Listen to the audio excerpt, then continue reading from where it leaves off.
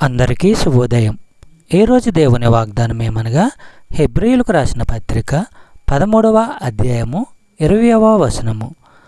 గొర్రెల గొప్ప కాపరి అయిన యేసు అను మన ప్రభువును నిత్యమైన నిబంధన సంబంధమగు రక్తమును బట్టి మృతులలో నుండి లేపిన సమాధానకర్తయగు దేవుడు.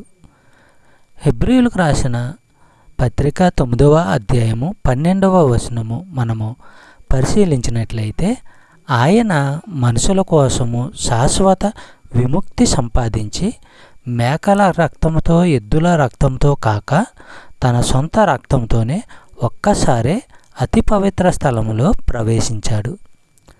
విశ్వాసుల కోసము క్రీస్తు సంపాదించిన విమోచన శాశ్వతమైనదని గమనించండి. క్రీస్తు రక్తము అంటే ఆయన బలి, ఆయన మరణము. చెప్పబడిన వాగ్దానము దేవుడు దీవించి ఆశీర్వదించును గాక. ఆమేన్.